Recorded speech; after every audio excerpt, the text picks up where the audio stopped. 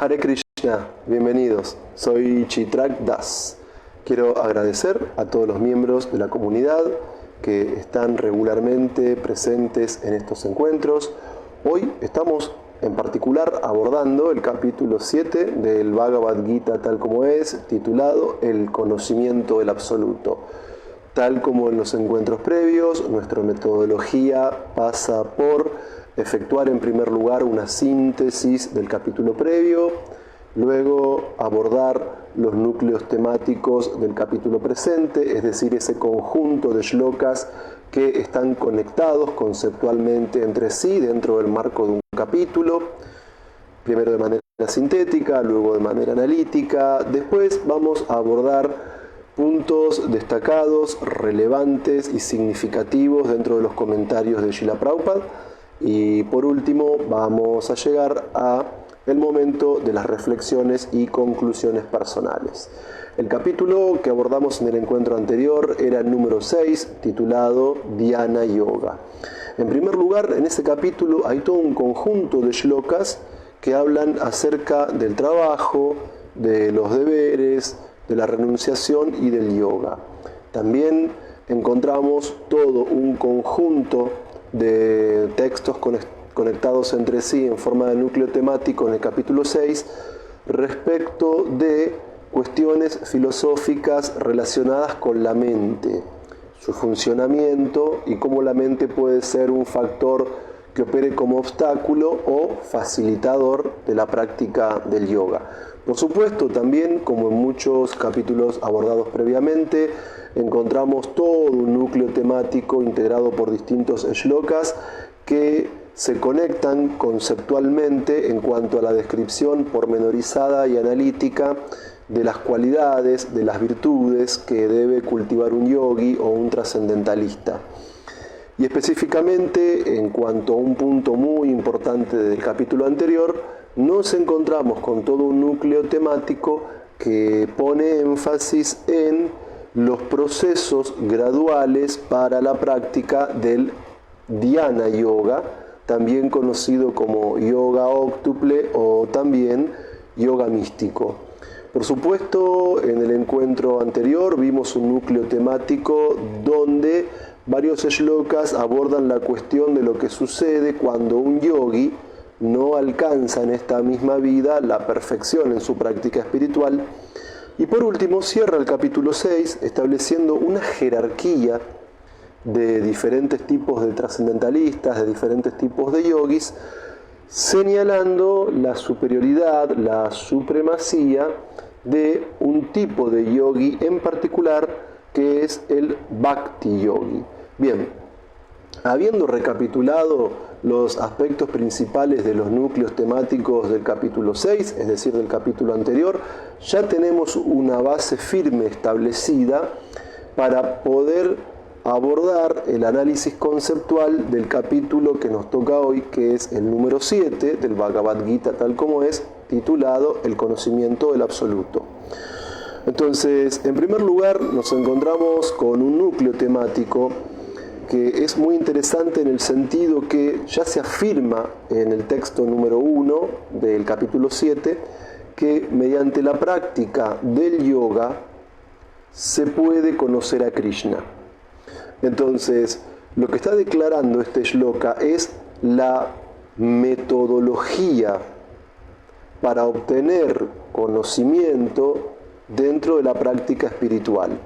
Es decir, cuando nuestro objeto de conocimiento no es un ente material, sino que cuando nuestro objeto de conocimiento es un ser trascendental, y en este caso el Ser Supremo, Krishna mismo, entonces las metodologías usuales dentro del terreno científico no son válidas para comprender a la Deidad Suprema. Es decir, nosotros no podemos conocer a Krishna siguiendo los métodos de las ciencias formales, como por ejemplo los métodos de la lógica, sus silogismos, sus premisas, conclusiones, ni los métodos que se aplican en disciplinas como la matemática o la geometría, No es así. Así no podemos comprender a Krishna. Tampoco podemos comprender a Krishna por los métodos de las ciencias naturales, métodos inductivos, donde pasamos de observaciones particulares a enunciados generales. Tampoco podemos comprender a Krishna desde los procesos o métodos hipotético-deductivos. Saludos para Ummada, Vidyanidhi, reverencias.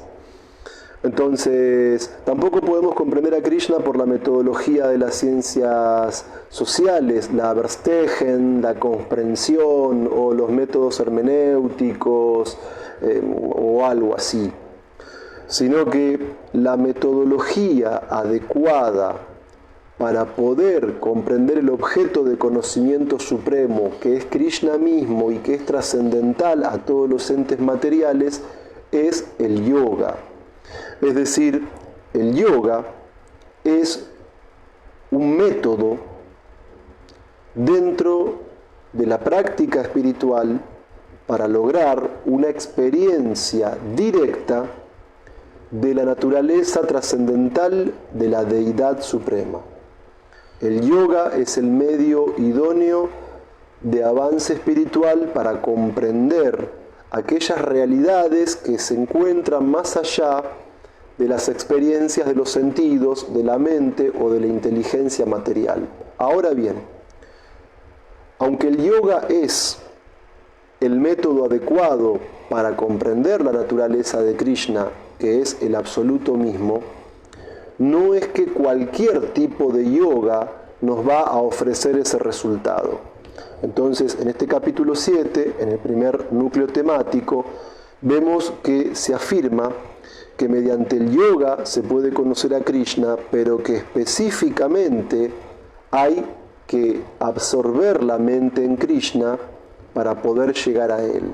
Esto significa que no es el jnana yoga el que nos va a permitir comprender a Krishna, que no es el dhyana yoga el que nos va a permitir comprender a Krishna, sino que específicamente el tipo de yoga que nos da acceso a la divinidad suprema es el bhakti yoga, donde el tipo de conciencia que desarrollamos es conciencia completamente trascendental, conciencia completamente pura, conciencia completamente divina, es decir, conciencia de Krishna. El yoga es el método para comprender el objeto supremo de conocimiento que es Krishna mismo, pero de todos los tipos de yoga que hay, es el Bhakti Yoga en particular, el cual nos da un acceso directo a la deidad suprema. Y este punto es muy importante. Ahora, cuando mediante la práctica del yoga podemos ascender al conocimiento acerca de Krishna, este capítulo 7 del Bhagavad Gita tal como es, dice que ese conocimiento de la Suprema Personalidad de Dios es simultáneamente material y a la vez espiritual. Recordemos que este capítulo se denomina el conocimiento del absoluto y este capítulo realmente es muy completo. Este capítulo realmente es muy omniabarcador porque nos da un acceso a la divinidad suprema a personas que nos encontramos en diferentes niveles de conciencia. Es decir, que en este capítulo encontramos un conocimiento del absoluto accesible a diferentes tipos de bhakti yogis. Es decir, cuando Krishna afirma que el conocimiento acerca de él es tanto material como espiritual, esto significa que hay un tipo de conocimiento acerca de la divinidad al que pueden acceder los más avanzados de los Vaishnavas puros. Pero también hay un conocimiento de Krishna en este capítulo al que podemos acceder aquellos que todavía no nos encontramos en ese grado de perfección espiritual. Es decir, es tan completo, es tan rico este capítulo número 7 del Bhagavad Gita, que nos da diferentes modos de acceder al conocimiento de la trascendencia. Para aquellos que no somos todavía avanzados espiritualmente, encontramos toda una serie de shlokas por los cuales podemos conocer a Krishna dentro de manifestaciones que son accesibles dentro de este mundo material. Es decir, para aquellos que todavía no somos Vaishnavas avanzados, este capítulo 7 presenta indicadores, maneras, objetos y cualidades que son reconocibles en este mundo y que son una manifestación de Krishna mismo, de la divinidad suprema. Y simultáneamente también en este capítulo encontramos una descripción de conocimiento del absoluto en su forma personal para aquellos que realmente ya han trascendido las modalidades materiales y también que han trascendido la influencia de la energía externa o maya. Por lo tanto, este capítulo es muy completo en cuanto a conocimiento de la divinidad porque nos plantea formas de reconocer lo divino tanto para aquellos que estamos intentando avanzar en la vida espiritual como también para aquellos que realmente son avanzados y que ya han llegado al objetivo supremo de la vida humana.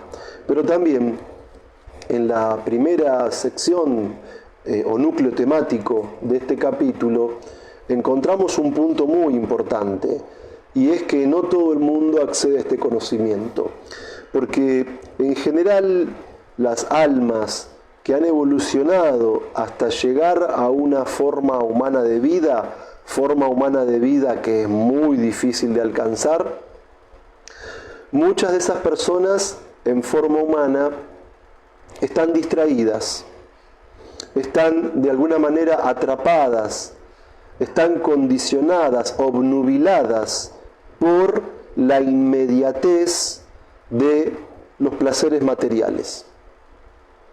Diferentes personas con distintos niveles de conciencia han olvidado la meta suprema de la vida tan solo por estar intentando con sus sentidos disfrutar de diferentes objetos de los sentidos.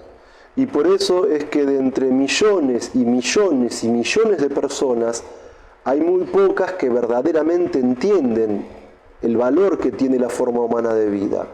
Hay muy pocas personas que realmente entienden que la vida humana no es para la búsqueda de placeres materiales, que la vida humana no es para la búsqueda de riqueza económica, que la vida humana no es para la búsqueda de poder político o influencia sobre los demás, que ni siquiera la vida humana es para acumular saberes o conocimientos de tipo materiales, sino que de entre millones y millones de personas que están confundidas por los deseos materiales y por el deseo de complacer los sentidos mediante los objetos de los sentidos, son muy pocos los seres humanos que realmente tienen conciencia de que estamos en esta forma humana de vida para algo más elevado, para algo superior, para algo mucho más noble, para algo mucho más trascendente, para alcanzar la autorrealización.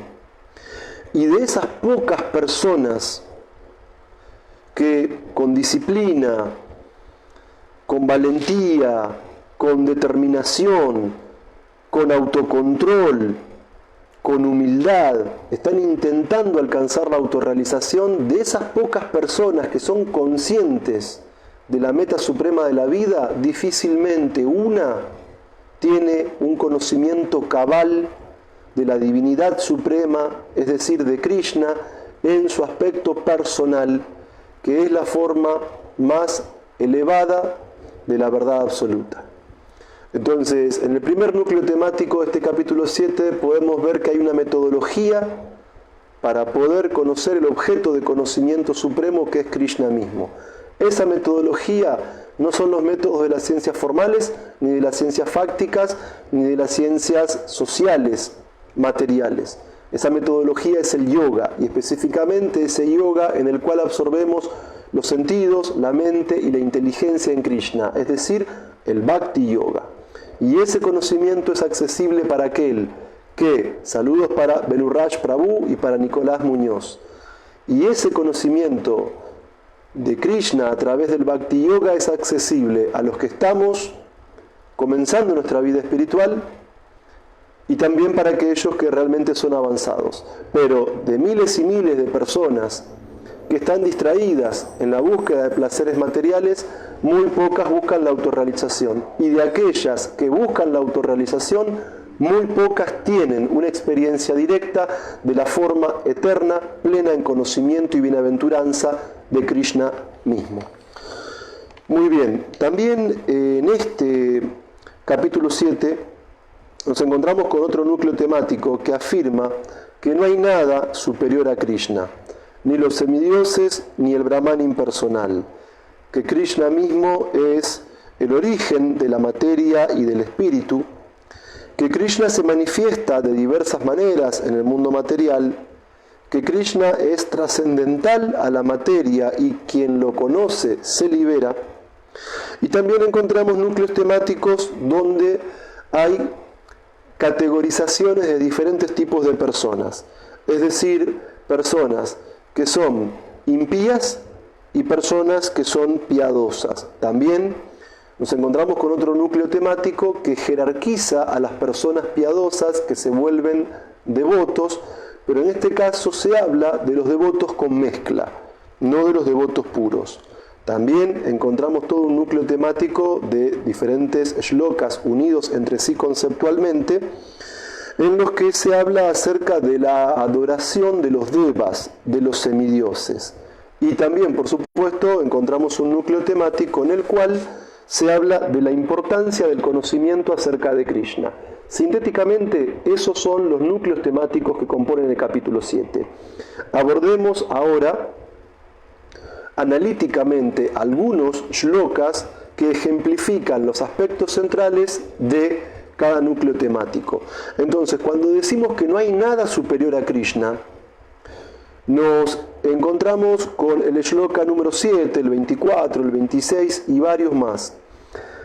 En el shloka 7 se afirma: oh conquistador de riqueza, no hay verdad superior a mí. Todo descansa en mí, dice Krishna, tal como las perlas enhebradas en un hilo. Nosotros tenemos en este mundo la experiencia de que todo efecto no se produce a sí mismo, sino que todo efecto se deriva de una causa.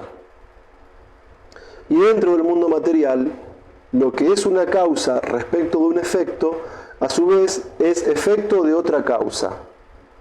Pero en definitiva, hay una causa de todas las causas, Sarva Karana Karanam, que es la deidad suprema, Krishna mismo.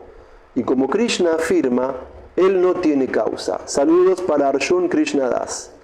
Entonces, aunque todo lo que vemos en el mundo material tiene una causa, la causa del mundo material, que es Krishna mismo, él no tiene causa. Y por eso Krishna afirma que no hay verdad superior a mí y que todo descansa en mí como las perlas enhebradas en un hilo. Es decir, Krishna es el origen de todo, pero a su vez Krishna no tiene origen, porque su forma es eterna, plena en conocimiento y bienaventuranza. Saludos, Vishvamitra Prabhu. Bien, siguiendo con este núcleo temático, en el texto 24 se afirma: los hombres que carecen de inteligencia y que no me conocen perfectamente creen que yo, la suprema personalidad de Dios, Krishna, era impersonal antes y que ahora he adoptado esta personalidad. Debido a su poco conocimiento, no conocen mi naturaleza superior, la cual es imperecedera y suprema. Este punto es muy interesante. En la antigua cultura de la India, en lengua sánscrita, fueron compilados los Vedas y fueron compilados todo un conjunto de textos relacionados con los Vedas, y se ha desarrollado a partir del conocimiento védico diferentes escuelas filosóficas. Y dentro de las escuelas filosóficas de India, que las principales son 6, hay una que es muy particular y que podríamos decir que es la más relevante, y es la escuela Vedanta, que surge a partir de los comentarios al Vedanta Sutra de Vyasa, efectuado por diferentes acharyas, tanto de las escuelas impersonalistas o mayavadis, como también de las escuelas personalistas o vaishnavas. Entonces, algunas escuelas impersonalistas, algunas escuelas mayavadas, esas escuelas que siguen la doctrina advaita, de Shankaracharya sostienen que la verdad absoluta es impersonal. Ellos consideran que el Brahman impersonal, que es esa energía eterna, espiritual, plena en conocimiento, imperceptible por los sentidos, pero omnipresente, es todo lo que hay. Y que aquello que es diferente de Brahman es meramente ilusión, es maya, es ignorancia, avidya, porque en realidad todo es uno. Y si bien en la filosofía de Shankar se habla de la naturaleza, de la materia, de las almas, incluso del Ishvara, de la suprema personalidad de Dios, para ellos el aspecto personal de la divinidad es maya, es una ilusión, es una superposición de la conciencia.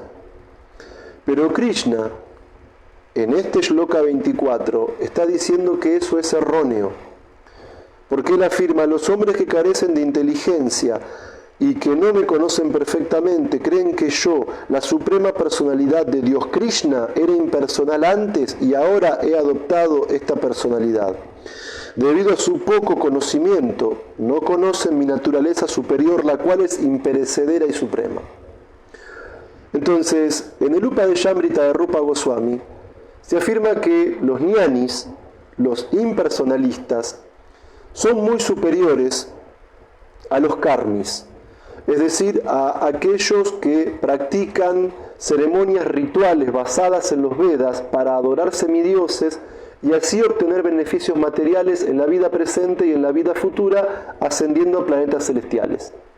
El jnani, el impersonalista, es muy superior al karmi, porque el jnani, después de muchos nacimientos y muertes, entiende que la vida humana no es para un placer sensorial que se acaba en cualquier momento, sino que la vida humana es para mukti, para la liberación. Y para alcanzar esa liberación, ellos meditan en el Brahman impersonal. Pero en el capítulo 12 del Bhagavad Gita, Krishna dice que para aquellos que meditan en el Brahman impersonal, el avance espiritual es muy difícil, es muy penoso, es un avance no recomendable. Aún así, el impersonalista, el jnani, es superior al karmi, porque el karmi está fascinado por los placeres de la vida material. Y el karmi, que sigue los mandatos de los Vedas, no digo un bikarmi, un karmi védico, aquel que tiene fe en los Vedas y que practica deberes de Varnashram y que practica rituales y que busca prosperidad material en esta vida y ascenso a los planetas de los Devas después de la muerte. Esas personas, cuando ascienden a los planetas celestiales y se agota su, podríamos decir, stock de actividades piadosas, tienen que nuevamente descender a planetas de tipo terrenales. Y así ascienden, ascienden y descienden de la Tierra a planetas celestiales o de planetas equivalentes a la Tierra hacia planetas celestiales, atrapados en esa búsqueda de disfrute material. Pero el jnani es superior porque el jnani, el impersonalista, el que entiende que todo es Brahman, está buscando la liberación y busca, bajo la idea de Aham Brahmashmi, yo soy Brahman, volverse uno con el Brahman, despertar a una conciencia de unidad con el Brahman. Pero ellos creen, los impersonalistas de tipo Mayavadis, que la forma del Ishvara o de la divinidad de Vishnu, de Krishna, es producto de la ilusión.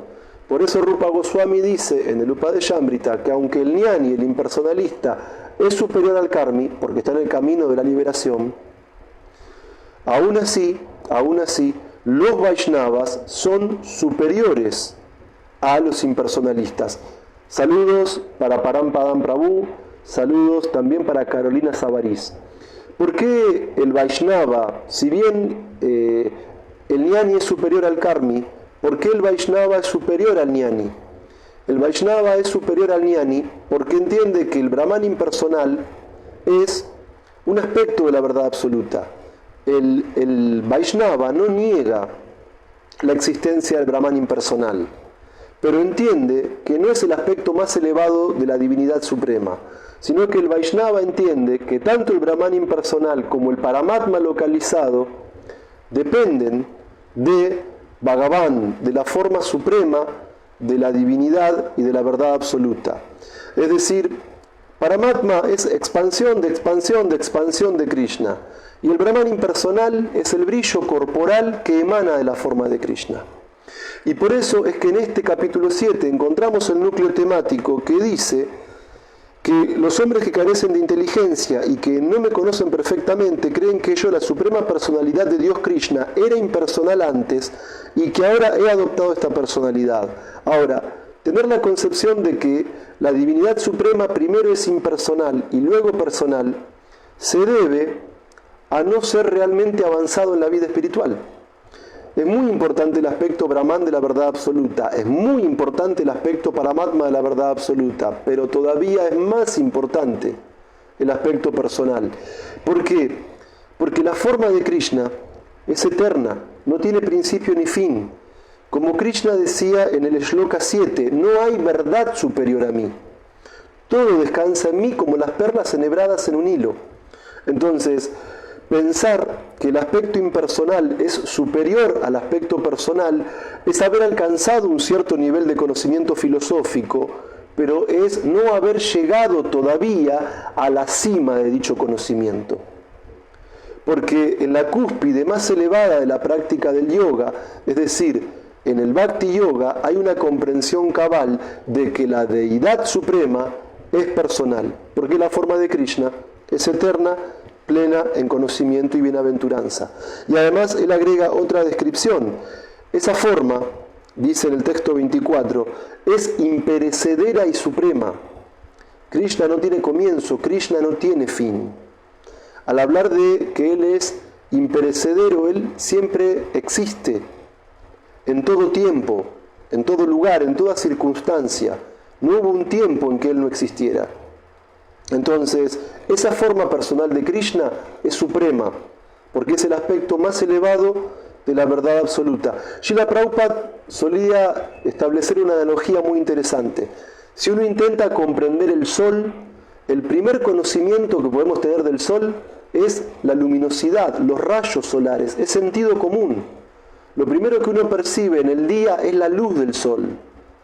Pero si uno intenta fijar la mirada en el sol, al principio uno queda deslumbrado, pero poco a poco, ¿qué comienza a ver uno? La esfera solar, el globo solar, y ya ese conocimiento del sol es más avanzado. Pero si uno pudiese ingresar en el planeta Sol, podría ver toda la diversidad que hay dentro de él.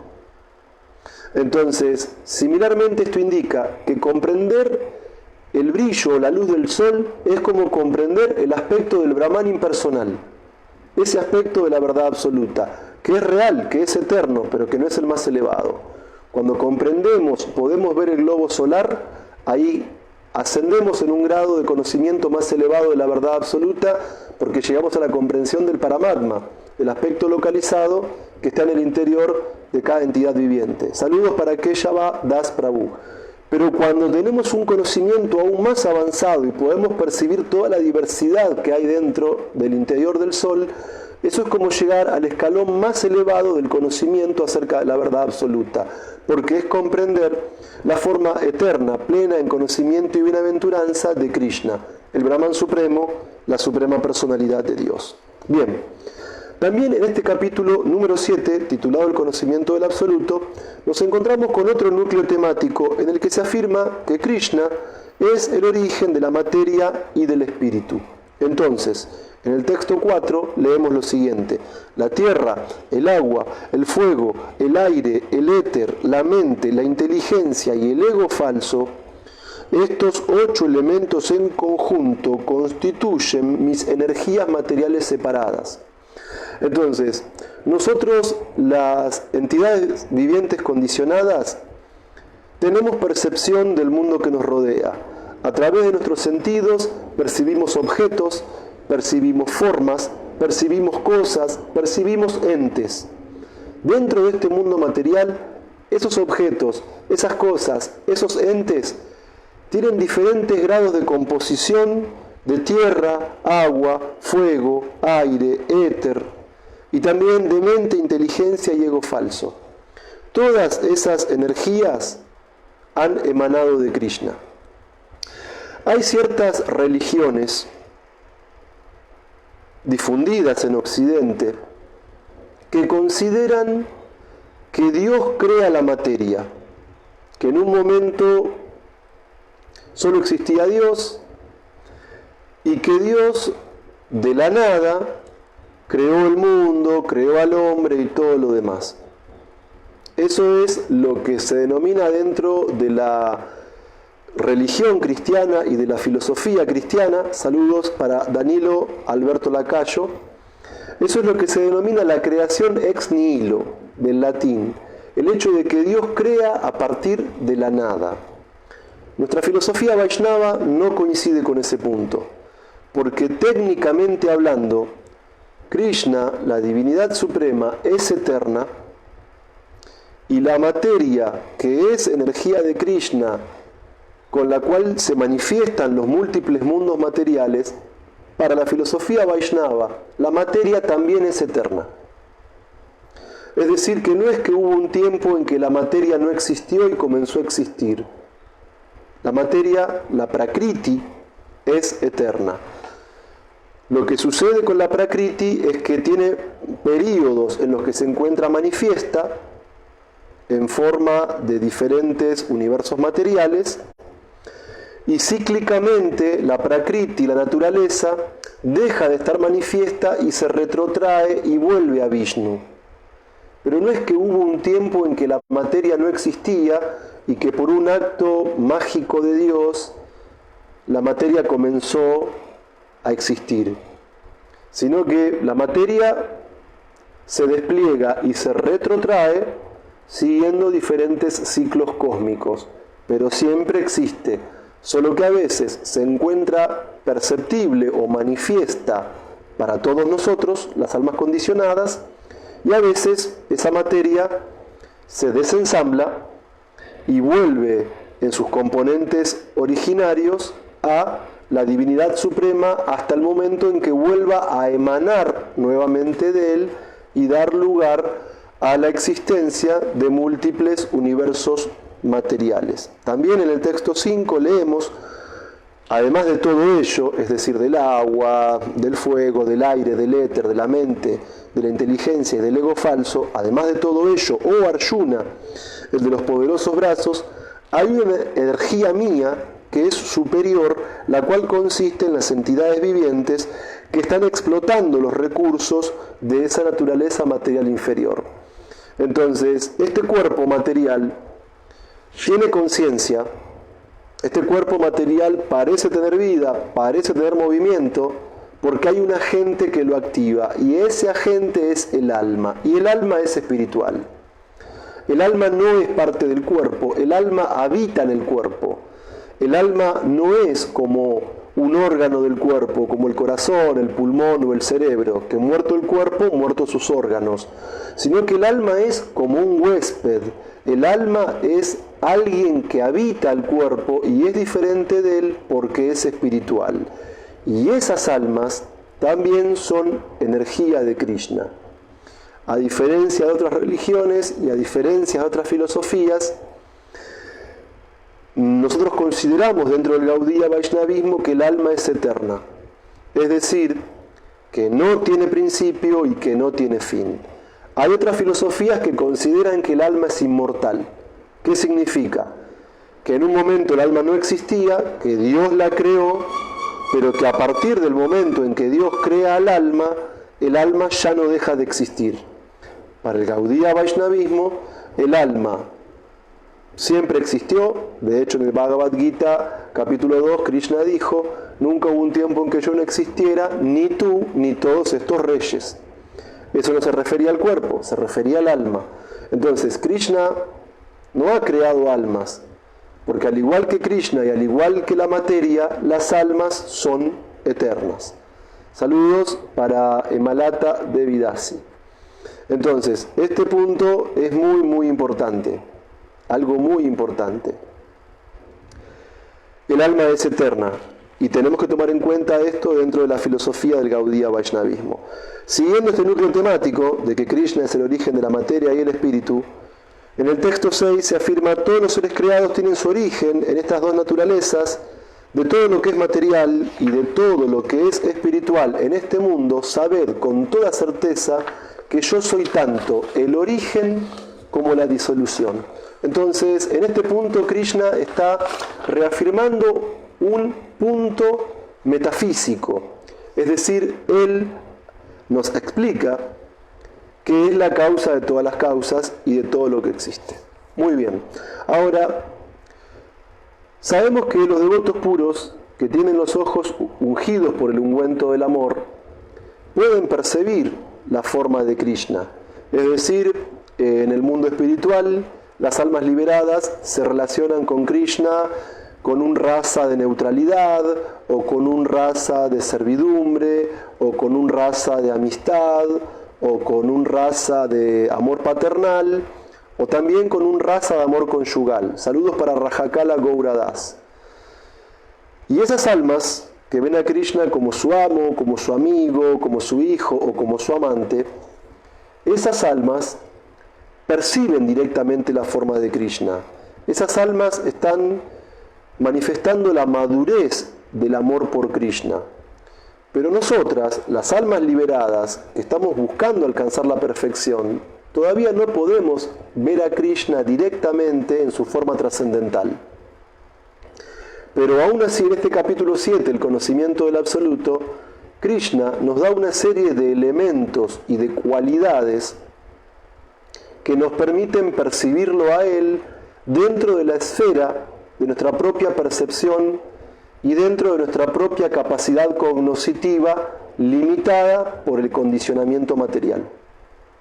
Y este punto es muy importante. Es decir, que Krishna no solamente se revela ante el devoto puro, que se encuentra más allá de la influencia de la materia, sino que Krishna nos da indicadores para que incluso los que estamos aspirando a la pureza espiritual, pero que todavía no la hemos logrado, podamos dentro de nuestra esfera de experiencia de la vida cotidiana tener una capacidad para poder percibir a Krishna en el mundo que nos rodea. Entonces, en este núcleo temático, en el que Krishna se manifiesta de diferentes formas en el mundo material y así se vuelve perceptible ante nosotros, en el texto 8 Krishna dice: oh hijo de Kunti, yo soy el sabor del agua, la luz del sol y de la luna, la sílaba Om de los mantras védicos, yo soy el sonido del éter y la habilidad del hombre. Este punto es muy importante. Hace muchos años, en mi adolescencia, por mucho tiempo fui Boy Scout.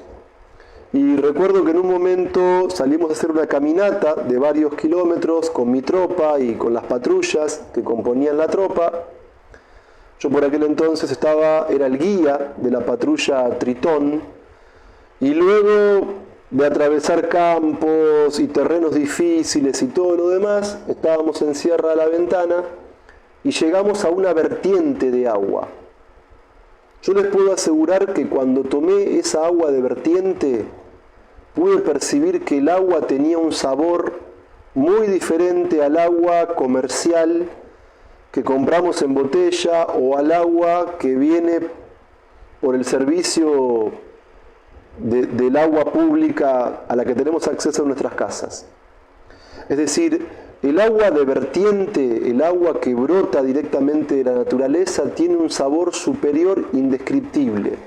Recuerdo que llenábamos nuestras cantimploras con esa agua, e incluso esa agua, además de ese sabor exclusivo, particular, exquisito, esa agua incluso producía saciedad, recuerdo.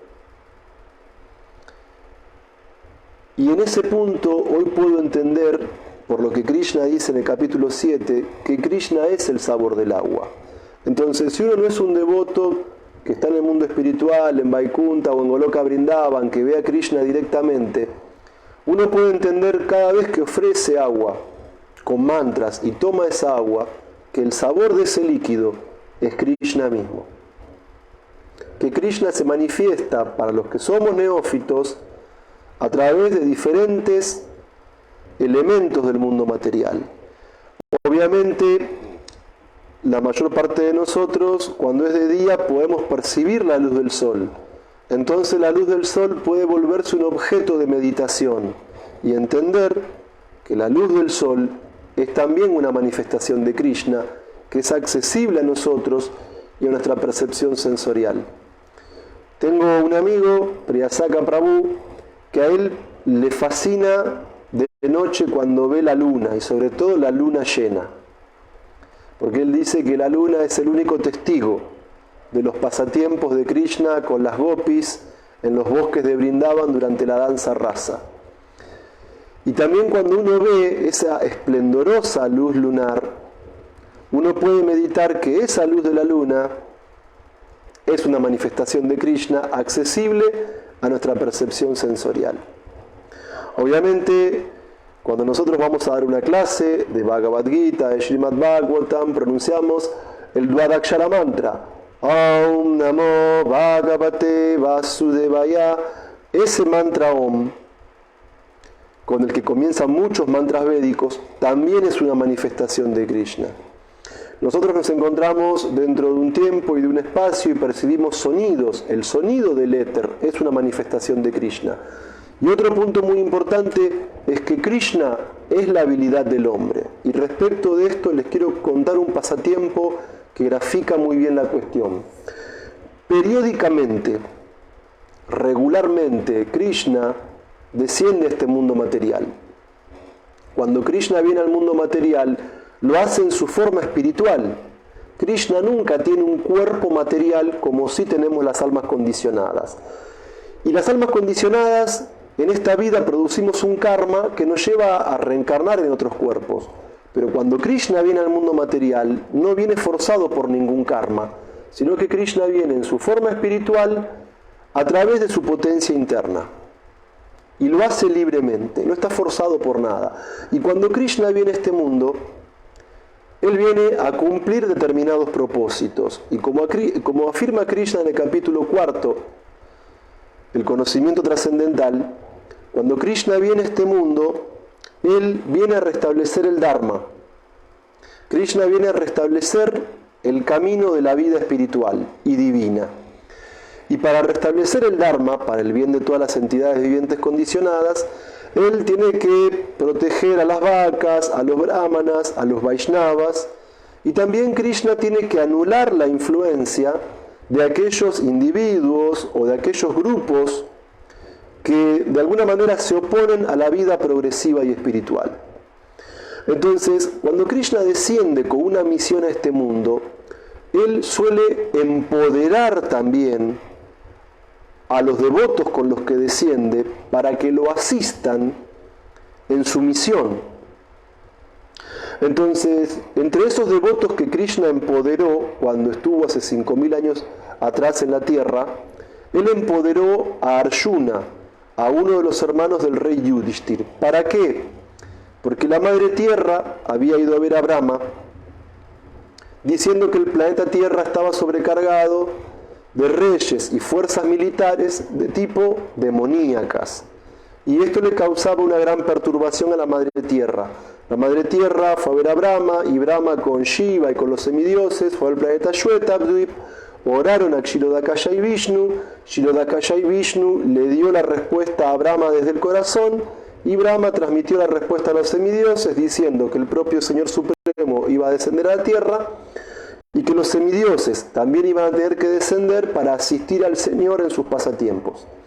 Entonces, como en la tierra había muchas fuerzas demoníacas por aquel entonces, se organiza la batalla de Kurukshetra para eliminar esa carga innecesaria de la tierra y para que los devotos virtuosos como Maharaj Yudhishthir puedan acceder al poder. Pero el punto es que en el bando de Duryodhana había guerreros superpoderosos, grandes Maharratis, como Bhishma, como Drona, como Karna, etc., que eran muchos más poderosos que Arjuna. Pero sin embargo, Arjuna y los Pándavas pudieron aniquilar a los grandes guerreros del bando de Duryodhana, y aunque los grandes guerreros del bando de Duryodhana, con todo lo poderosos que eran, perecieron en la batalla de Kurukshetra, los 5 Pándavas quedaron con vida fueron victoriosos y Yudhishthir ganó el trono de los Kauravas, de la dinastía Kuru, y se volvió el emperador de esa dinastía. Ahora bien, en un momento explica Sutta Goswami en el Srimad Bhagavatam, tras la batalla de Kurukshetra y ya estando Yudhishthir en el trono de Hastinapura, que Arjuna había ido a ver a Krishna, a Dwarka, había ido a ver a los Yadus y quería enterarse de los planes del Señor. Mientras tanto, en Hastinapura estaba muy preocupado Yudhishthir porque hacía más de 6 o 7 meses que Arjuna no volvía y Yudhishthir comenzó a ver en su reino signos inauspiciosos, tanto en la naturaleza como en los animales, como en las conductas humanas. Y él conjeturó que todo eso podía deberse a que tal vez Krishna había abandonado el planeta tal como lo había anticipado Narada Muni. Entonces Yudhishthir describió todos estos signos inauspiciosos a su hermano Bhima y cuando terminó esa descripción muy pormenorizada, apareció Arjuna en Hastinapura muy triste, muy cabizbajo, desgarrado interiormente y con lágrimas en sus ojos. Entonces Yudhishthir le preguntó a Arjuna por el bienestar de los Yadus, pero Yudhishthir concluyó que mientras Krishna estuviera en Dwarka, nada malo podía pasarle a los Yadus porque estaban protegidos por los brazos supremamente poderosos de aquel que es inconquistable, Krishna mismo, Ajita. Y luego entonces Krishna le preguntó a Arjuna por su bienestar y le dijo, tal vez fuiste derrotado en combate, tal vez te relacionaste inapropiadamente con una mujer de forma indebida, o tal vez sea que perdiste a tu muy íntimo y querido amigo Krishna. Entonces Arjuna, conteniendo sus lágrimas, le dice a Yudhishthir que su muy querido amigo Krishna lo había dejado solo, que Krishna se había ido de este mundo, y que no solamente Krishna se había ido de este mundo, sino que el propio Krishna le había retirado los poderes extraordinarios que le otorgó para que en la batalla de Kurukshetra Arjuna pueda salir victorioso. Arjuna le dice a Yudhishthir, incluso este poder que había asombrado a los grandes semidioses, ahora este poder lo he perdido, tras la partida de mi amigo Krishna, y he sido derrotado por un grupo de pastores impíos cuando trasladaba a las esposas de Krishna de un lugar a otro. Obviamente esos pastores no eran gente común, pero el punto es que Prabhupada explica en el significado lo que acabo de decirles recién, que Krishna desciende a este mundo con un propósito y que cuando Krishna desciende empodera a sus devotos para ayudarlo a cumplir con su misión y que cuando Krishna se va de este mundo le retira ese poder extraordinario a los devotos porque ya la misión está cumplida. Y que mientras el devoto tiene ese poder especial, ese Shakti, esa potencia que Krishna le da, el devoto no debe ser engreído, el devoto no debe ser arrogante, sino que el devoto tiene que entender que esa habilidad especial, ese Shakti especial, es un don, una bendición dada por Krishna, y que el mejor uso de esa habilidad es aplicarla en el servicio a Krishna. Entonces, en este núcleo temático en el que Krishna se manifiesta de diferentes formas en el mundo material, no solo Krishna es el sabor del agua, no solo Krishna es la luz del sol y de la luna, no solo Krishna es la sílaba Om de los mantras védicos, sino que no solo Krishna es el sonido del éter, sino que también Krishna es la habilidad del hombre. Toda habilidad que poseamos es una habilidad que procede de Krishna y que su aplicación correcta es utilizarla en el servicio de Krishna. Y eso nos va a volver gloriosos. Eso va a hacer que estemos en el plano correcto, en la vida sana, en la vida recta que conduce de vuelta a casa, de vuelta al hogar. Bien, en el Shloka 9 Krishna dice, yo soy la fragancia original de la tierra, soy el calor del fuego, soy la vida de todo lo que vive y soy la penitencia de los ascetas. Bien, a mí, como forma de recreación, me interesa mucho el deporte en contacto con la naturaleza, Y uno de los deportes que me interesan en particular es el cicloturismo. Recuerdo hace un tiempo atrás, iba a ir a andar en bicicleta por San Miguel del Monte, que la Laguna de Monte tiene un recorrido de 10 kilómetros, todo asfaltado alrededor de la laguna, pero veía que el clima no iba a estar muy bien. Aún así, me animé, me arriesgué, me fui hasta allá, y mientras estaba dando la vuelta por la laguna, comenzó a llover, y al rato paró. Les puedo asegurar que después de la lluvia, la vegetación y la tierra misma tenía un aroma especial. Después de que llueve, la tierra tiene una fragancia que se ve como amplificada y que es fácilmente perceptible. Entonces, este punto es muy importante, porque incluso para los que no somos devotos puros y que no percibimos la forma eterna de Krishna, podemos percibir a la divinidad en esa fragancia maravillosa de la tierra que se produce después de la lluvia, que emana después de la lluvia. Esa fragancia de la tierra también es una manifestación de Krishna. Obviamente, Krishna es el calor del fuego, la vida de lo que vive y la penitencia de todos los ascetas. Como vimos en el núcleo anterior, la mayor parte de las personas están de alguna manera atraídas por los placeres materiales y muy pocas buscan la autorrealización. Las austeridades que se requieren para alcanzar la autorrealización también es una manifestación de Krishna. Cuando nosotros los Vaishnavas tenemos un sadhana estricto, seguimos estrictamente los principios regulativos, llevamos a cabo esas austeridades, no tenemos que creérnosla, no tenemos que envanecernos ni enorgullecernos. Tenemos que entender que detrás de todo esto está la energía divina de Krishna que nos da la posibilidad de ejecutar austeridades. En forma de un sadhana estricto, en forma de practicar estrictamente los principios regulativos, en forma de austeridades que ejecutamos en el plano del Bhakti Yoga y todo lo demás.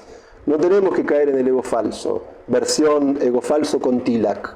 Qué grande que soy, qué maestro, cómo sigo los principios, wow, qué temprano que me levanto y canto todas las rondas, o qué estricto que soy en mi seva, en mi servicio, soy hiperregulado, no fallo nunca. Esas austeridades también son manifestación de Krishna. También Krishna dice en el Shloka 10, yo soy la semilla original de todo lo que existe, y la inteligencia del inteligente y el poder de los poderosos. Este punto es fundamental. Mismo en la vida espiritual requerimos de conocimiento, requerimos de discernimiento, requerimos de inteligencia, y esa inteligencia también es Krishna. O sea que si tenemos la inteligencia y la habilidad de distribuir muchos libros en Sankirtan, es una habilidad que procede de Krishna. Si tenemos mucha inteligencia para dar buenas clases, esa habilidad procede de Krishna. Si tenemos inteligencia para adorar muy minuciosamente la deidad del altar, esa inteligencia viene de Krishna. Si tenemos la inteligencia para cocinar y hacer un prasadam hiper sabroso, esa habilidad procede de Krishna. Si somos administradores y manejamos muy bien nuestro yatra, nuestro templo, esa habilidad procede de Krishna. No hay que caer en un ego falso versión pseudo-vaishnavismo.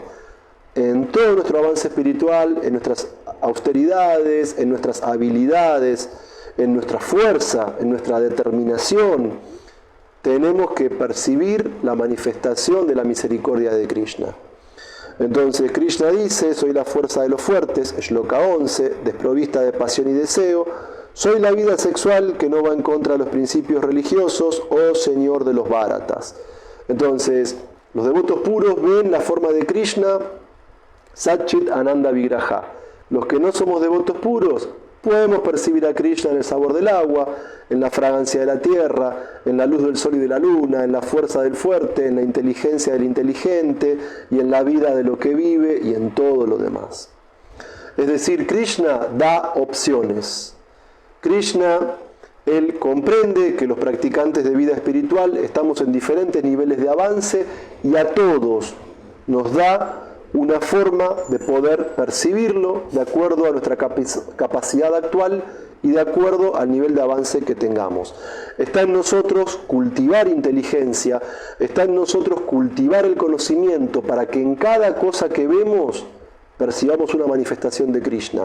De modo que incluso mientras vivamos en el mundo espiritual, tengamos conciencia trascendental. Porque a la mañana, al salir a la calle, al ver la ventana, al ver la luz del sol, percibimos una manifestación de Krishna. Al ofrecer agua e hidratarnos, percibimos a Krishna. Al salir a actividades al aire libre o al hacer deporte y pasar por un bosque que hay eucalipto y que hay diferentes tipos de árboles y de maderas y de resinas y que hay tierra, en esa fragancia percibimos a Krishna. Podemos vivir en el mundo material como viven las almas liberadas del mundo espiritual. Porque en el mundo espiritual Krishna es el centro, y en el mundo material, si entendemos el capítulo 7 del Bhagavad Gita, vemos que las diferentes manifestaciones materiales constantemente nos pueden recordar a Krishna. Podemos percibir a Krishna en todo lo que nos rodea, incluso lo que todavía estamos dentro de este mundo material. ¿Por qué? Porque Krishna nos da el conocimiento para percibirlo a Él en todo lo existente. Y este punto es muy importante. Bien, después tenemos otro núcleo temático en el que Krishna dice que Él es trascendental a la materia y que quien lo conoce se libera. Bien, en el texto 12 se afirma: sabed que todos los estados de existencia, ya sea de la bondad, de la pasión o de la ignorancia, lo manifiestan mi energía. En un sentido, yo lo soy todo, pero soy independiente. Yo no me encuentro, dice Krishna, yo no me encuentro bajo la jurisdicción de las modalidades de la naturaleza material, ya que por el contrario, ellas se encuentran dentro de mí. Entonces, nosotras, las almas espirituales que estamos condicionadas en este sueño de la existencia material, estamos influidas por las modalidades de la ignorancia, la pasión y la bondad. Y vamos a ver más adelante que hay diferentes capítulos del Bhagavad Gita donde Krishna explica analíticamente cómo las modalidades, que siempre están compitiendo entre sí por la supremacía, influencian nuestro tipo de mentalidad, nuestra forma de comer, nuestro tipo de adoración, nuestro tipo de austeridades, nuestro tipo de fe. Las modalidades condicionan todo lo que pensamos, lo que decimos, lo que hacemos, y las modalidades también condicionan el resultado que vamos a tener al momento de abandonar el cuerpo.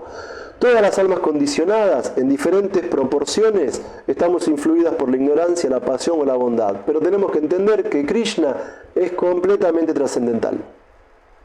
Krishna, el amo de Goloka Vrindavan, es completamente liberado. No hay materia que lo pueda condicionar, no hay modalidad de la ignorancia, de la pasión o de la bondad que lo pueda atar. Krishna es completamente trascendental. También en el texto 13 se afirma: engañado por las tres modalidades, bondad, pasión e ignorancia, el mundo entero no me conoce, que estoy por encima de las modalidades y que soy inagotable. Acá Krishna reafirma su naturaleza trascendental. Las modalidades no lo afectan. Texto 14: esa energía divina mía, integrada por las tres modalidades de la naturaleza material, es difícil de superar, pero aquellos que se han entregado a mí pueden atravesarla fácilmente. Entonces, este punto es muy importante. Para nosotras, las almas condicionadas, las modalidades son como cuerdas, son como sogas que nos retienen dentro de la vida material. Y querer superar las modalidades por nuestro propio esfuerzo es muy difícil. Pero, si a través del Bhakti Yoga nos entregamos a Krishna, Krishna mismo se ocupa de liberarnos. Y Prabhupada daba muchas veces una analogía. Si una persona en el medio del océano se está ahogando, por más que sea súper nadadora, no va a atravesar el océano. Por más entrenamiento que sea, por más meolans que sea, por más resistencia física que sea, uno no atraviesa solo nadando un océano entero. Pero si viene alguien en un barco y nos tira un salvavidas, entonces esa persona nos salva la vida.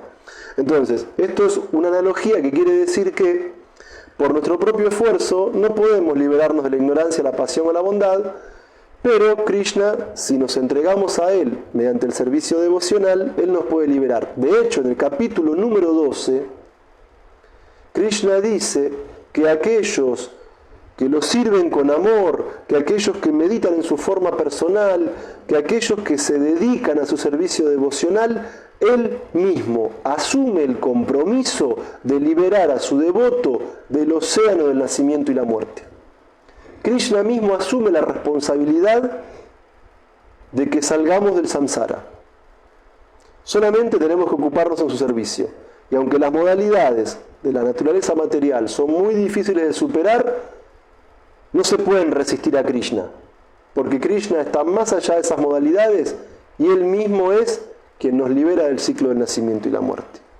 Bien, en cuanto a otro núcleo temático, Krishna establece la diferencia entre los hombres piadosos, es decir, los devotos, y aquellos que son impíos, los no devotos. Entonces, en el texto 15 se afirma: esos herejes que son sumamente necios, que son lo más bajo de la humanidad, a quien la ilusión les ha robado el conocimiento y que participan de la naturaleza atea de los demonios, no se entregan a mí. Entonces, técnicamente la palabra sánscrita que utiliza el Bhagavad Gita es dushkritina. O sea, las personas que son dushkritinas son las que niegan la existencia de Dios, y hay de 4 tipos. Número 1 está aquel que no practica vida espiritual porque tiene que trabajar muy duro para buscar su sustento en la vida material. Saludos para Georgie López. Entonces, a eso Prabhupada lo llama mudja, si no me equivoco. Por favor, corríjanme. Hay personas que creen que este cuerpo lo es todo. Hay personas que creen que esta vida lo es todo, que no hay nada más allá de la muerte, y que por lo tanto en esta vida hay que gozar. Y para eso tienen que trabajar duro, muchísimas horas al día, para poder encontrar un poco de placer material. Y por lo tanto, cuando uno los invita al templo a una clase, o uno en Sankirtan quiere distribuir un libro, les dice: no, yo tengo que trabajar, no tengo tiempo de ir a cantar Hare Krishna con vos al templo. O yo tengo que trabajar, no tengo tiempo de leer este Bhagavad Gita que vos me querés distribuir. ¿Por qué? Porque como quieren disfrutar a full del mundo material y para eso hay que trabajar, entonces no tienen tiempo de vida espiritual y le dan la espalda a Dios. Después hay otro tipo de personas que también son dushkritinas, que son personas que externamente son ejemplares, como por ejemplo lo que se denominan naradamas. Es decir, personas que son hiper sofisticadas, hiper civilizadas, que tienen principios de organización política, principios de organización económica, principios de organización cultural, y que obviamente tienen un alto nivel de calidad de vida material, de bienestar material, de organización, vida comunitaria, y que es muy ejemplar desde el punto de vista material, pero que con todo ese progreso material no sienten ningún tipo de necesidad de establecer una conexión con la suprema personalidad de Dios. Y aunque materialmente son personas muy meritorias desde el punto de vista externo, internamente, espiritualmente, no tienen ningún tipo de avance espiritual porque también le dan la espalda a Dios. Después nos encontramos con otro tipo de dushkritinas que son altamente eruditos, que son altamente sofisticados y son los Mayaya Paritagyana. Y este punto a mí me toca muy de cerca por mi profesión, dado que hace más de 20 años soy profesor de filosofía. Entonces, yo he conocido profesores sumamente eruditos que han estudiado por años y años textos de filosofía, que tienen la capacidad de deslumbrar a sus alumnos, dando clases súper atrapantes, pero que también son dushkritinas, porque con todo el conocimiento material que tienen, están identificados con el cuerpo. En el mejor de los casos, están identificados con la mente, tal vez con la inteligencia, pero que desconocen interiormente su ser espiritual y que evidentemente también desconocen la relación que como almas individuales podemos desarrollar con la Deidad Suprema. Entonces, no trabajan tan duro como los mudjas, no están tan interesados en ese progreso externo, tal vez de los naradamas, pero sí como Mayaya-Parita Gyana, con toda la información y la erudición que tienen, la ilusión les ha robado el conocimiento, porque no tienen una meta espiritual o superior para su existencia, no buscan la autorrealización. Y disfrutan del placer que el conocimiento da, porque realmente en la modalidad de la bondad hay mucho placer con el conocimiento material. Uno se siente adelantado, uno se siente mejor que los demás, y en el plano material con conocimiento uno experimenta cierta felicidad que es propia de la modalidad de la bondad, pero no deja de ser material y no deja de atarnos al ciclo del samsara. Y después, finalmente, respecto a estos dushkritinas, no solamente está el mudja, el naradama, el Mayaya-Parita Gyana, sino que también está el Ashuram Baba Mashrita, el que es directamente demoníaco, el que directamente milita en contra de Dios, en contra de la religión, y vemos que esas personas a veces forman movimientos sociales que reivindican el ateísmo, el agnosticismo, que ven a la religión como el opio de los pueblos, que consideran que la religiosidad es algo retrógrado. Es más, yo recuerdo a un autor de algún país de Medio Oriente, un literato, que había ganado un premio Nobel, si mal no recuerdo, y que era ateo, y que una vez le había dicho, la religión, sí, la religión es lo que creen los sirvientes de mi casa. Como que él, que era intelectual, que era culto, era ateo. La religión era para la gente que tiene que ganarse el pan, para el trabajador manual, no para aquel que es un intelectual o un aristócrata. Entonces, ahí también tenemos una expresión de Ashuram Baba Mashrita. Es más, creo que también los musulmanes lo habían sentenciado a muerte a este autor. No sé si no lo mataron, no recuerdo. No me acuerdo el nombre de este autor. Entonces, están aquellos que directamente militan el ateísmo, que consideran una virtud ser ateo, que consideran evolución intelectual ser ateo, como que ven la religiosidad o la creencia en Dios como algo propio de un estrato inferior de la infantil especie humana todavía no evolucionada. Y nos encontramos con esa gente también.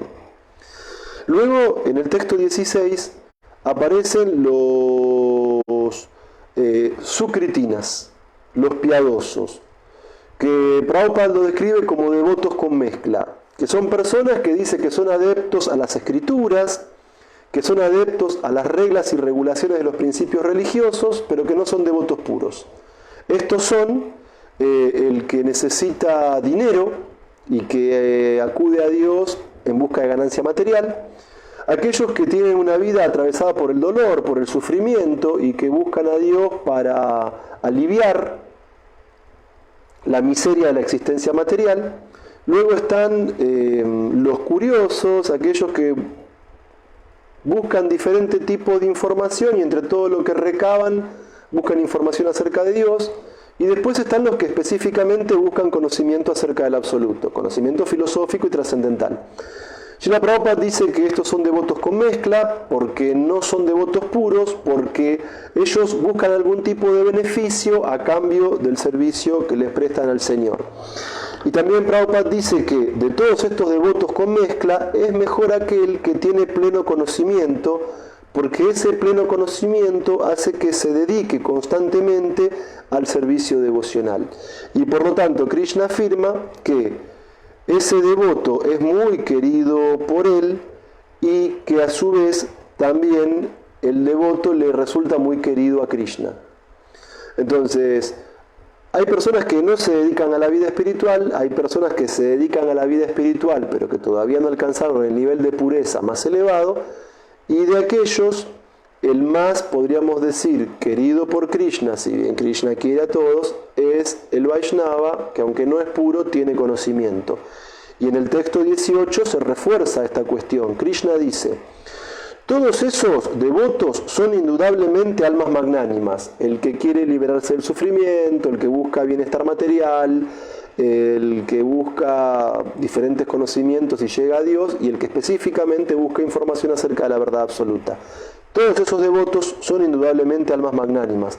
Pero aquel que está situado en el plano del conocimiento acerca de mí, yo considero que es tal como mi propio ser. Y como él está dedicado a mi trascendental servicio, es seguro que llegará a mí, lo cual es la meta más elevada y perfecta de todas. Bien, después Krishna sigue hablando de diferentes shlokas, en el 28, en el 29, sobre la búsqueda de conocimiento y cómo el conocimiento es importante para la liberación. Vamos directamente al shloka 29. Las personas inteligentes que se están esforzando por liberarse de la vejez y la muerte se refugian en mí mediante el servicio devocional. Ellas son de hecho Brahman porque saben absolutamente todo acerca de las actividades trascendentales. Bueno, también Krishna habla en este capítulo 7 acerca de la adoración de los semidioses, de los motivos por los que se adoran los semidioses, de la fe en los semidioses y del resultado que se obtiene en esta cuestión. Entonces, en el texto 20 leemos: aquellos a quienes los deseos materiales les han robado la inteligencia se entregan a los semidioses y siguen las reglas y regulaciones específicas de adoración que corresponden a sus propias naturalezas. Entonces, ¿quién se acerca a los semidioses? Los que buscan beneficios materiales. Con esto queremos decir que los Vaishnavas puros no adoran semidioses, porque no están buscando mediante la adoración algún tipo de opulencia material o algo por el estilo. Entonces, cuando alguien está totalmente controlado por los deseos materiales, ahí aparece entonces el impulso a la adoración de los semidioses. Y Krishna dice que estos deseos materiales les han robado la inteligencia, porque aquel verdaderamente inteligente no adora semidioses. Entonces, en el texto 21 leemos: yo estoy en el corazón de todos, en forma de la superalma, y cuando alguien desea adorar a algún semidios, yo hago que su fe se vuelva firme para que pueda consagrarse a esa deidad. Entonces, la confianza en que si yo adoro a un semidios me va a dar tal o cual resultado material, esa confianza, esa fe, procede de Krishna. Entonces, en el 22 se afirma: dotado de esa fe, él se esfuerza por adorar a un determinado semidios y obtiene lo que desea. Pero en realidad, esos beneficios únicamente los otorgo yo. En última instancia, Krishna es el sancionador supremo. Y los beneficios que externamente nos pueden ofrecer los semidioses, en definitiva, internamente también proceden de Krishna. En el texto 23, los hombres de poca inteligencia adoran a los semidioses y los frutos son limitados y temporales. Es decir que cuando uno obtiene alguna ganancia que nos da un semidios, esa ganancia se agota. ¿Por qué? Porque el karma piadoso que obtenemos del culto a los semidioses, una vez que lo disfrutamos, se acaba. Por eso es temporal.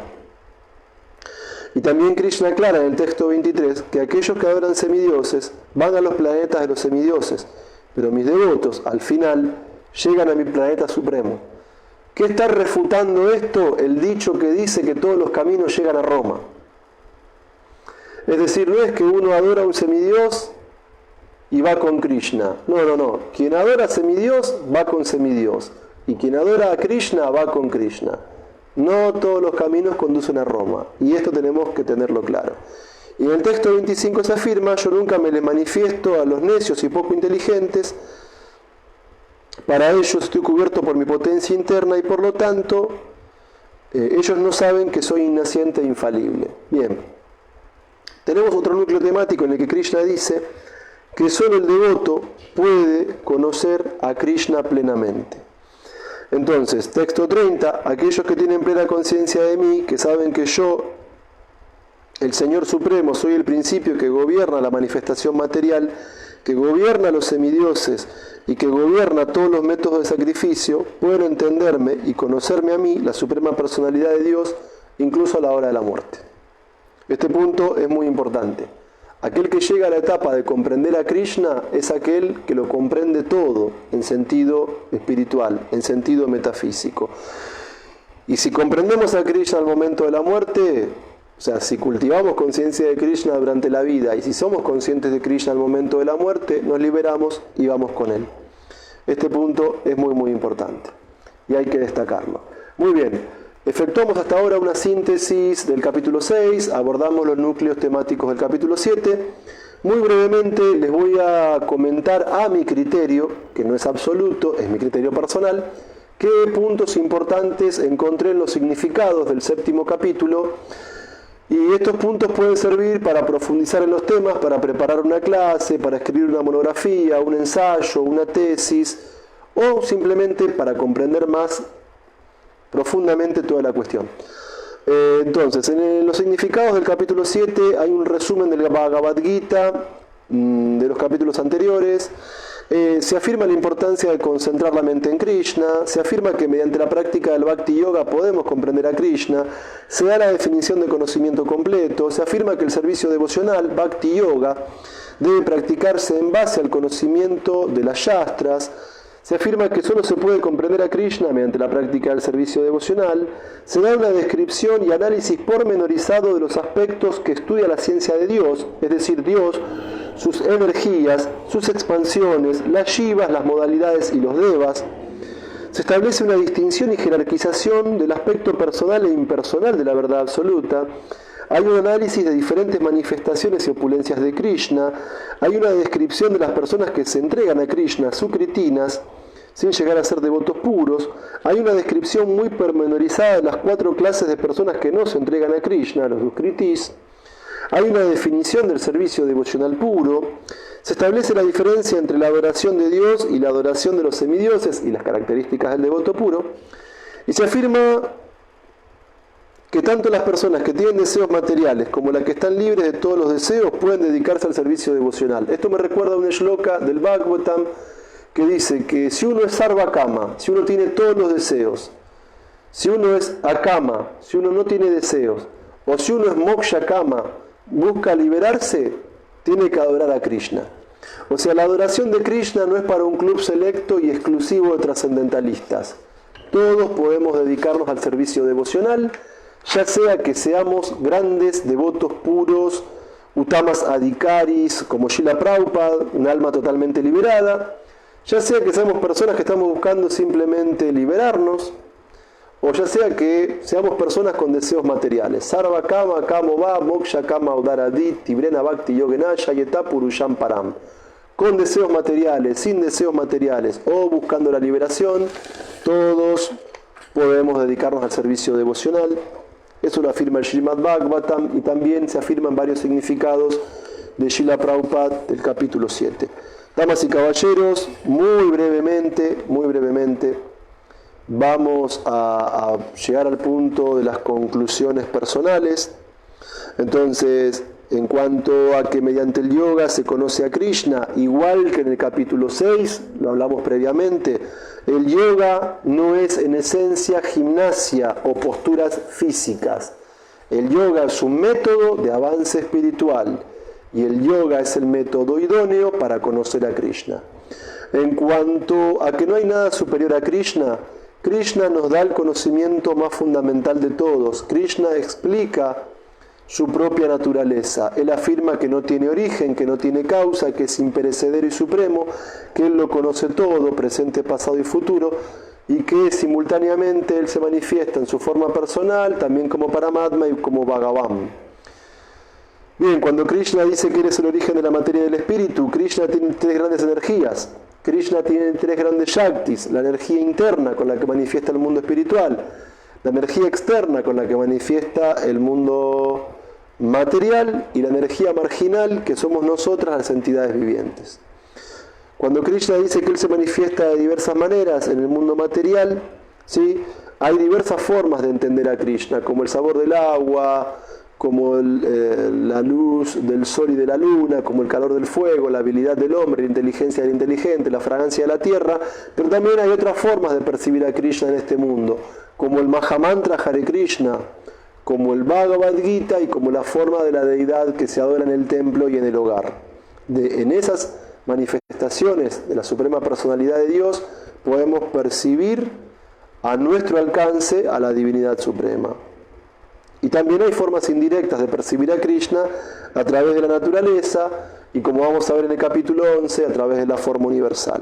Bien, otro punto importante, hay que darle a crédito a Krishna por nuestras cualidades, porque Krishna es la habilidad del hombre, la inteligencia del inteligente, y Krishna es la fuerza del fuerte. Una vez escuché de su santidad Bhaktisundar Goswami en una clase un pasatiempo muy apropiado para esta cuestión. Él decía que una vez los semidioses y los demonios combatieron en una guerra, que el señor Vishnu se puso del lado de los semidioses y que los semidioses salieron victoriosos y por lo tanto se volvieron arrogantes y orgullosos. Entonces el señor Vishnu les quiso dar una lección. Entonces el señor Vishnu agarró una brizna de hierba y le dijo a Indra si la podía destruir con su rayo. Indra dijo, es pan comido, lanzó su rayo Vajra, pero no la pudo destruir. Luego le pidió Vishnu a Vayu si podía con su fuerza del viento destruir esa brizna de hierba. Vayu sopló y sopló y sopló y no pudo. Y Vishnu le pidió a Agni si podía quemar esa brizna de hierba con su fuego. Agni lo intentó en lo mejor de su capacidad y tampoco pudo. Y ahí los semidioses pudieron comprender que tenían que ser más humildes, que no tenían que ser arrogantes ni engreídos, porque si ellos habían podido vencer en combate a los demonios, había sido por la habilidad que les había dado el señor Vishnu y porque Vishnu había combatido de su lado. Bien, en cuanto a que Krishna es uno y diferente de todo, eso tiene que ver con la filosofía Chintya Veda Veda Tattva. Krishna es uno y diferente de su energía. Krishna no es controlado por las gunas, pero si nos entregamos a Krishna, podemos superar dichas gunas. Otro punto muy importante, cuando se describen las personas que son piadosas, los sukritina, y cuando se describe a las personas que son impías, los dushkritinas, hay un punto muy importante en un significado de Prabhupada, donde él dice que tanto los que trabajan como asnos para buscar placer de los sentidos, los organizados social y política y económicamente naradamas, los intelectuales Mayaya Paritagianas y los abiertamente demoníacos Ayuram Baba Mashrita, como aquel que se dedica a servir a Dios para liberarse de los dolores de la existencia material, como aquel que se dedica a servir a Dios para obtener prosperidad mundana, como aquel que se dedica a servir a Dios porque es curioso, como aquel que se dedica a servir a Dios porque busca conocimiento del absoluto, tanto los impíos como los impíos, dice Srila Prabhupada en un significado, si se ponen en contacto con un devoto puro, también se pueden volver devotos puros. De ahí de la importancia de aceptar a Srila Prabhupada como el fundador y acharya de ISKCON, y como dice el Upadeshambrita, seguir los pasos de los acharyas previos. Porque si nosotros aceptamos la autoridad del acharya y ponemos en práctica el sadhana que nos da el acharya, seamos impíos, como si somos piadosos, podemos también volvernos devotos puros. Saludos para Rosa Canchucaja también. Entonces, este punto es muy importante. El Vaishnava puro es como la piedra de toque, que puede convertir cualquier metal, incluso el hierro, en oro. Muchos de nosotros, hace varios años atrás, no teníamos metas muy elevadas en la vida, pero por haber conocido a los Vaishnavas, por haber sido iniciados con un gurú de ISKCON, por haber aceptado a Srila Prabhupada como nuestro acharya, también gradualmente vamos a volvernos devotos puros. En cuanto al núcleo temático que habla de la adoración de semidioses, tenemos que entender que Krishna y los devas no están al mismo nivel. Los Vaishnavas no somos politeístas, somos monoteístas. Solo Krishna es la suprema personalidad de Dios. Krishna es el supremo y los devas son sus subordinados. No están al mismo nivel. Y también no todos los caminos conducen a Roma, ¿sí? Si uno adora a los semidioses, obtiene beneficios temporales, obtiene beneficios perecederos y no va al mundo espiritual, va a los planetas de los semidioses. Y por último, en cuanto a la sección o al núcleo temático que habla de la importancia del conocimiento acerca de Krishna, Krishna es el principio que gobierna la manifestación material, Krishna es quien gobierna los semidioses, Krishna es quien gobierna los métodos de sacrificio, y quien sabe eso y se dedica al servicio devocional con conocimiento y devoción puede alcanzar la perfección suprema. Muchas gracias, todas las glorias a Srila Prabhupada y a los devotos reunidos. Bien, vamos a ver si hay alguna pregunta o comentario. Acá Emalata Devidasi dice, ¿cómo se puede hablar de un acto mágico en cuanto a la creación? Claro, desde el punto de vista material podemos hablar de un acto mágico. ¿Por qué? Por carecer de conocimiento acerca de Dios. ¿Por qué? Porque ninguna entidad viviente condicionada puede crear algo de la nada. Ninguno de nosotros podemos hacer eso. En cambio, sí es Dios el que tiene la capacidad para que a partir de Él emanen diferentes shaktis, emanen diferentes energías y por lo tanto hacer que se vuelva manifiesto los múltiples mundos materiales. Es decir, cuando hablamos de la palabra mágico, o cuando hablamos incluso de la palabra milagro, eso quiere decir que todavía no tenemos el conocimiento completo acerca de las potencias y de los atributos de Dios. Y por eso es que puede parecer magia o puede parecer algo milagroso, cuando en realidad para Dios no hay magia, cuando en realidad para Dios no hay límites, porque Él es el amo de todas sus potencias. ¿Sí? Ese punto es muy importante. Después estaba preguntando... no encuentro la pregunta. Si se puede... saludos también para Jaya Ragupati Prabhu, para Mirta, para Rita María Caldeira Katugi. Y había una pregunta que había visto, si es que nosotros podemos adorar a los diferentes avatares de Krishna. Bueno, dentro de ISKCON y dentro del calendario Vaishnava de ISKCON conmemoramos diferentes festividades Vaishnavas, como el Rama Navami, donde conmemoramos el advenimiento del señor Ramachandra, conmemoramos el Balaram, el nacimiento del señor Balaram. Se conmemoran diferentes nacimientos de distintos avatares de la Suprema Personalidad de Dios. Pero siempre y cuando entendamos que Krishna estuvo Bhagavan Swayam, que Krishna es la forma de la Suprema Personalidad de Dios original y la fuente del resto de todas los Vishnu Tattvas o expansiones plenarias del Señor.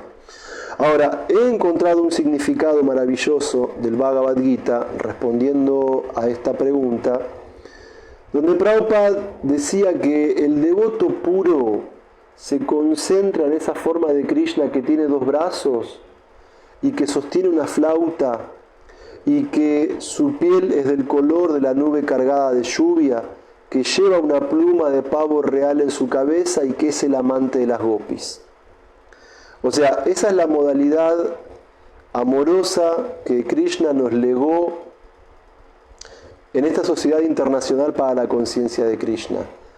Es muy importante adorar a Vishnu, a Narayan, a Nrsimhadev, a Ramachandra, pero el rasa que nos transmitió Srila Prabhupada es el rasa amoroso del amor por Krishna que hay en Goloka Vrindavan. Y de hecho en un momento hay un pasatiempo que es un néctar, donde las gopis por la noche se habían reunido con Krishna en el bosque, y en un momento las gopis se inflaron y se la creyeron, y como podían disfrutar de la presencia de Krishna, se sintieron las mejores mujeres de toda la existencia. Y Krishna, percibiendo esto, les quiso ayudar a avanzar en su vida espiritual y Krishna desapareció. Entonces las gopis comenzaron a buscar a Krishna por todos lados, le empezaron a preguntar a diferentes seres del bosque dónde está Krishna, e incluso en un momento Krishna se manifestó en Vrindavan, adelante de las gopis, con su forma de Narayan, con su forma de 4 brazos. y las gopis le ofrecieron respeto y siguieron de lado buscando a Krishna. No es que las gopis dijeron, ah, bueno, pero Narayan también es fachero, también es atractivo, wow, tiene 4 brazos, tiene muchas joyas, es muy opulento. Bueno, si no podemos encontrar a Krishna, nos conformamos con Narayan. No. Esa no es la mentalidad o el amor o la melosidad o el rasa que Srila Prabhupada nos legó. Por supuesto que los devotos de Narayan se van a liberar. Por supuesto que los devotos de Vishnu se van a liberar. Por supuesto que los devotos de Ramachandra se van a liberar, porque adoran a la Suprema Personalidad de Dios. Pero en ISKCON buscamos el tipo de raza del amor puro y espontáneo que se experimenta en Goloka Vrindavan. Aunque también encontramos pasatiempos en el Chaitanya Charitamrita, en el cual no se puede forzar un tipo de raza o melosidad. También eso hay que reconocerlo. Bien, esa pregunta espero haberla respondido. Saludos también, muy importante para mi hermana espiritual, Chitragopi, ya que nos iniciaron juntos allá en Mendoza. Chitragopi, Mataji, reverencias. Y saludos también para Walter Taschini. Bueno, Vaishnavas, no veo preguntas, no veo otras preguntas, no veo otros comentarios. Disculpen que la clase de hoy es un poco larga, pero les digo, estoy fascinado con el capítulo 7 del Bhagavad Gita. Estoy fascinado. Bien, ahí Georgie dice que gracias por la respuesta. Gracias a vos por la pregunta, Georgie. Entonces, es fascinante el capítulo 7, porque incluso los que no somos avanzados en la vida espiritual, como es mi caso, Krishna nos da los indicios, las pautas para poder reconocerlo incluso en las manifestaciones del mundo material. Hasta gente como yo se puede volver consciente de Krishna con el capítulo 7. La conciencia de Krishna está abierta a todos. Para esos grandes paramahamsas que están absortos en el amor puro y trascendental por Krishna, e incluso la vida espiritual, el Bhakti Yoga, según el capítulo 7, también está abierto a aquellos que de a poquito y lentamente y con todas nuestras anartas la estamos luchando para avanzar en la vida espiritual. Todos podemos percibir a Krishna en su manifestación espiritual y también en sus manifestaciones materiales. Queridos Vaishnavas, gracias por esta oportunidad. Hare Krishna, todas las glorias de Srila Prabhupada, a los devotos reunidos. Aum Tat Sat.